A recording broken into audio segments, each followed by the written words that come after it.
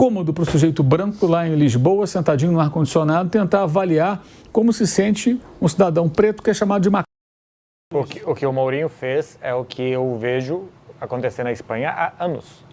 Eles justificam qualquer atitude do Vinícius que eles não gostam e tudo que vem depois, as passadas de linha, e passam muito da linha, né? Que é uma coisa assim, pô, o Vinícius dançou e provocou, então eu não gosto do Vinícius Júnior. Tá bom, que não goste. Que vai mais ainda, que tente, pô, deixar o cara nervoso, que ele faça um mau domínio, que ele erre uma finalização e tal. Eles acham, boa parte, que é justificável que o Vinícius sofre por conta de provocar. Eles acham que é causa e consequência, entendeu? Sim. O que o Mourinho mostrou. Mas o Otamendi pode provocar. Não, claro. Por isso. Porque assim, pô, provocação é provocação. Então assim, pô, por que os outros não sofrem o que o Vinícius não sofre? Porque os outros não provocam. Não, cara, não tem nada a ver, não pode ter a ver. Pra eles tem a ver. Eles têm a ver. Se você buscar, você vai encontrar. Pô, então você vai encontrar provocação também, pô. Que o Vinícius provoque e que o Otamendi provoque. Tá tudo certo. Beleza, tá absolutamente tudo certo. Faz parte do jogo você tentar tirar o cara da casinha pra tentar vencer, que o cara se desestruture, que ele erre uma jogada e tal. Tudo certo. Eles justificam que um cara pode ser insultado, pode cometer um tipo de violência com ele, como cometem Espanha fora. No caso, hoje foi Portugal, mas é um técnico bastante alinhado à cultura, porque ele supostamente provocou. E por que supostamente provocou? Porque o Vinícius é um cara que dança no seu estádio, no estádio do outro e tal. Pô, ele poderia evitar dançar no estádio? Poderia, mas ele não quer evitar, ele não tá nem aí pra torcida vaiar ele tá dançando porque é a forma dele comemorar com seus companheiros. Eles justificam assim. Se o Vinícius fizer, ele vai ouvir. Pô, então ele vai ouvir o quê? Tem que ouvir que ele é mau jogador, o balão de playa. Eu acho ok. Né? Porque ele queria ganhar a bola de ouro, ele não ganhou, então você provocar o Vinícius dentro das 4 linhas está ok.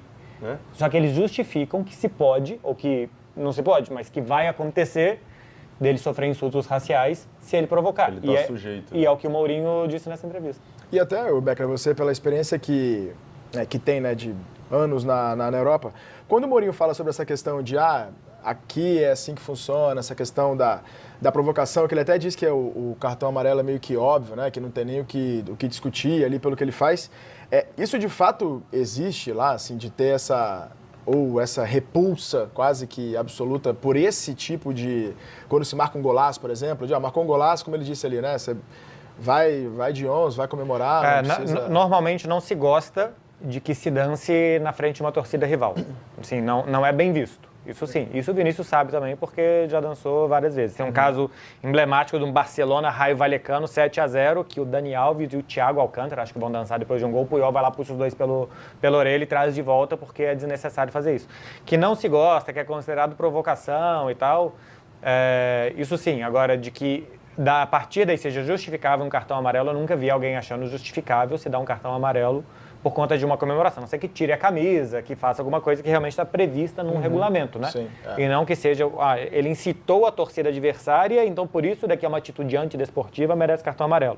Eu nunca vi alguém defender um tipo de cartão para comemorações assim. Todos eles combinaram de inventar uma ofensa racista? E por que o jogador escondeu a boca? Né? Disse que chamou de irmão? Irmão? Tapando a boca? Não faz muito sentido.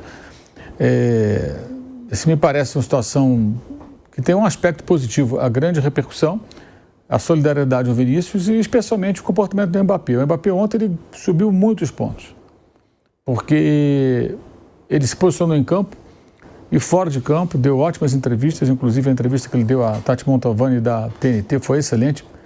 Ele e ela foram ótimos, ela porque fez perguntas objetivas, né? A gente vê essas coletivas aqui no Brasil, né? Os caras vão lá fazer pergunta de 3 minutos, negócio bizarro. Pergunta, cara, do repórter é curta e grossa, é objetiva. Quem fala é o entrevistado. Não tem que se alongar. E ela fez perguntas certas, da maneira certa, e o Mbappé queria falar. E falou tudo.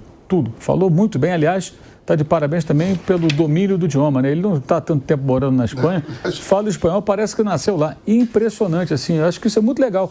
Talvez ele tenha até estudado espanhol um pouco antes de se mudar para Madrid, né? Porque sabia. Na América Latina, né? Ele pegou rápido, né? E pegou rápido. Então, assim, falando muito bem, com fluência, sabe, com vocabulário. Pô, fiquei assim muito impressionado. Mas mais importante do que o domínio do idioma do país onde ele hoje vive, ele que é francês e mora agora mais na Espanha, foi o conteúdo das palavras. Com muita um posicionamento firme, que você nem sempre vê no jogador de futebol. Às vezes o cara joga muita bola, mas não se omite em certas situações. Como, aliás, os jogadores brasileiros estão todos em silêncio, né? Ninguém... Se teve alguém, eu não vi. Mas não rola a solidariedade. Ele tomou a frente. Acho que isso teve um peso muito grande, uma repercussão enorme, vários ex-jogadores. Na Inglaterra, então, o Micah Richards, o Thierry Henry, o Wayne Rooney, o Jimmy Carragher, o Rio Ferdinand, todos eles se manifestando contra o jogador argentino e a favor do Vinícius e contra o racismo especialmente, né? Eu vi ontem alguns cortes na rede social, momentos da TV portuguesa, torcedor falando palavrões, né? Um comentarista branco numa TV portuguesa dizendo mais ou menos o seguinte: por que sempre é com ele? Ele acha que é só com ele? Não é com ele, é com muita gente que sofre racismo, só que o Vinícius resolveu um dia, depois de tantas vezes ser ofendido, reagir. E ao reagir a primeira vez, ele abriu um portal aí, uma guerra contra os racistas. Ele virou meio que o símbolo da luta contra o racismo no futebol e até transcendendo no futebol. É muito cômodo para o sujeito branco lá em Lisboa, sentadinho no ar-condicionado, tentar avaliar como se sente um cidadão preto que é chamado de marginal. E isso possivelmente, ou provavelmente, ele já enfrenta, e pela nota dele é o que fica muito claro até, desde criança, quando ele fala da família dele. Porque aqui no Brasil nós temos muitos racistas, tanto quanto nos outros países. Só que eles estão com o rabinho entre as pernas calado, porque aqui no Brasil o racismo é crime e dá cadeia. Uma outra coisa que é importante também sempre frisar, que eu sempre gosto de falar nessas horas, é sobre xenofobia. Aí aparece gente da rede social generalizando, como se todo argentino fosse racista. A Argentina hoje é um país atrasado na luta contra o racismo. Eu falo isso sempre para as pessoas de lá, inclusive colegas jornalistas. E é obrigação da imprensa, nesse país vizinho, se posicionar e combater o racismo. Porque se lá o cara acha que isso não é ofensa, entenda que é sim ofensa e em outros países isso é crime, como aqui no Brasil. A legislação lá deveria evoluir nesse sentido.